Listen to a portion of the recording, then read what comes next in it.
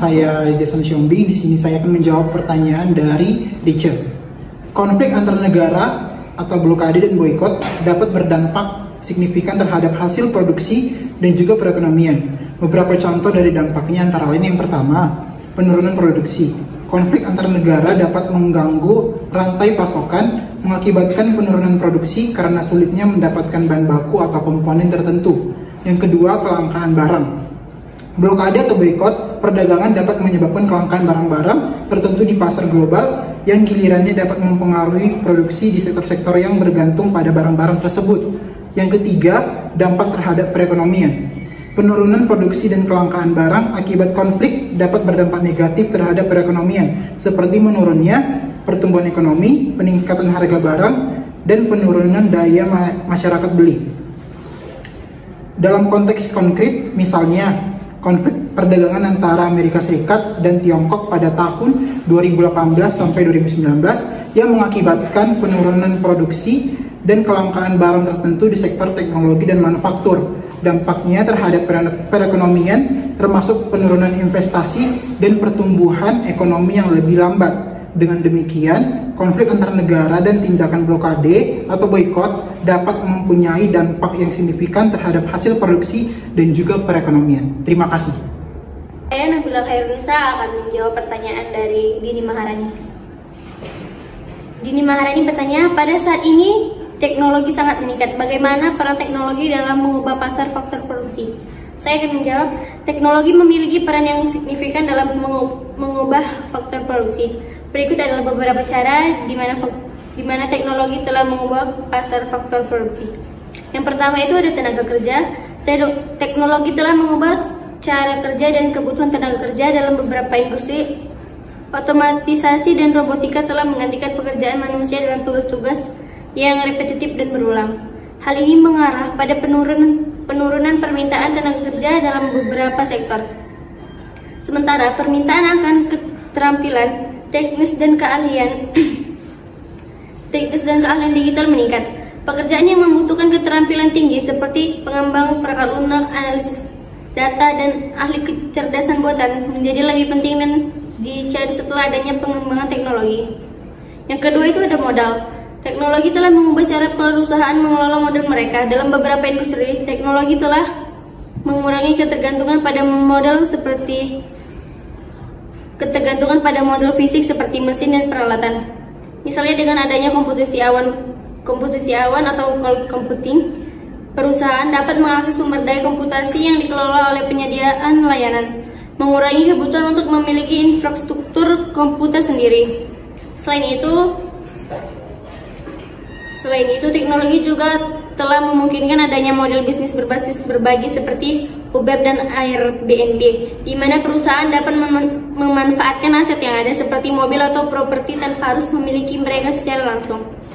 Yang ketiga, terdapat bahan baku. Teknologi telah mempengaruhi penggunaan dan permintaan bahan baku dalam produksi. Misalnya, pengembangan teknologi energi terbaru telah mengubah pasar energi dan mengurangi ketergantungan pada bahan bakar fosil. Selain itu, teknologi juga telah memungkinkan pengembangan bahan baku baru dan penggunaan bahan baku yang lebih efisien. Contohnya adalah penggunaan bahan baku daur ulang dalam produksi, yang dapat mengurangi permintaan dan bahan baku baru dapat mengurangi dampak lingkungan. Yang keempat itu ada pengetahuan.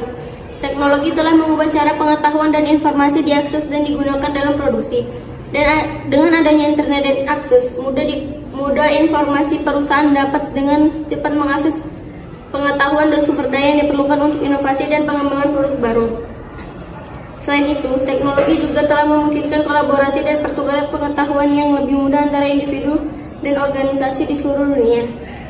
Dalam keseluruhannya, teknologi telah mengubah pasar faktor produksi dengan mengubah cara kerja, pengelolaan modal, penggunaan bahan baku, dan akses terhadap pengetahuan. Perubahan ini mempengaruhi permintaan dan penawaran faktor produksi, serta mempengaruhi struktur pasar dan dinamika industri secara keseluruhan. Terima kasih. Perkenalkan, nama saya Simon Saragi. Saya akan menjawab pertanyaan dari Sondang. Sondang bertanya yaitu hal-hal apa saja yang membedakan pasar barang dan pasar faktor produksi. Saya akan menjelaskannya.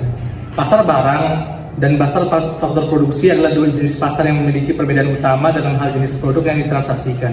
Berikut adalah beberapa perbedaan antara pasar barang dan pasar faktor produksi. 1. Produk yang ditransaksikan. Pasar barang adalah pasar di mana barang atau jasa ditransaksikan antara produsen dan konsumen. Barang tersebut dapat berupa barang konsumsi seperti makanan, baju, atau mobil, atau barang modal seperti mesin. Di sisi lain, pasar faktor produksi adalah pasar di mana faktor produksi seperti tanah, tenaga kerja, modal, dan kewirausahaan ditransaksikan antara pemilik faktor produksi dan produsen. 2. Tujuan transaksi. Tujuan transaksi di pasar barang adalah untuk memenuhi kebutuhan konsumen atau mendapatkan keuntungan dari penjualan barang tersebut. Di sisi lain, tujuan transaksi di pasar faktor produksi adalah untuk memperoleh faktor produksi yang dibutuhkan untuk produksi barang atau jasa. 3. Penawaran dan permintaan. Permintaan di pasar barang ditentukan oleh konsumen, sedangkan penawaran ditentukan oleh produsen. Namun, di pasar faktor produksi, permintaan ditentukan oleh produsen untuk menambah faktor produksi mereka, sedangkan penawaran ditentukan oleh pemilik faktor produksi yang ingin menjual faktor produksi mereka. 4. Harga. Harga di pasar barang ditentukan oleh permintaan dan penawaran. Namun di pasar faktor produksi, harga ditentukan oleh kekuatan pasar dan faktor-faktor seperti ketersediaan dan kebutuhan faktor produksi. Dengan demikian, pasar barang dan pasar faktor produksi memiliki perbedaan yang jelas dalam hal jenis produk yang ditransaksikan, tujuan transaksi, penawaran dan permintaan, dan harga pasarannya. Sekian dari saya, terima kasih. Baiklah, di sini saya akan menjawab pertanyaan Dinda. Pertanyaannya itu adalah apa hubungan atau keterkaitan antara analisis pasar faktor produksi dengan pasar tenaga kerja dan pasar tenaga kerja dengan struktur monopoli. Hubungan antara analisis pasar faktor produksi, pasar tenaga kerja, dan pasar tenaga kerja dengan struktur monopoli terletak pada interaksi dan dampak saling mempengaruhi di antara mereka. Hubungan pasar faktor produksi dengan pasar tenaga kerja yaitu analisis pasar faktor produksi mencakup semua faktor produksi termasuk tenaga kerja. Pasar tenaga kerja merupakan subset dari pasar faktor produksi yang fokus pada permintaan dan penawaran tenaga kerja. Kemudian hubungan pasar tenaga kerja dengan struktur monopoli. Dalam pasar tenaga kerja dengan struktur monopoli, kekuatan monopoli perusahaan dapat mempengaruhi kondisi pasar tenaga kerja.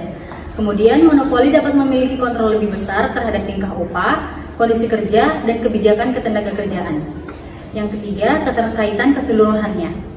Dalam konteks analisis ekonomi, kondisi pasar faktor produksi, termasuk tenaga kerja, dapat mempengaruhi struktur pasar dan kekuatan besar.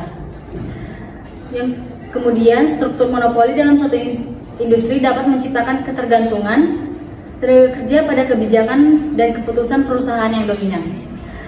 Jadi, secara keseluruhan, keterkaitan antara analisis pasar faktor produksi, pasar tenaga kerja, dan pasar tenaga kerja dengan struktur monopoli menciptakan pola pengaruh dan dinamika yang saling terkait dalam ekosistem ekonomi. Sekian.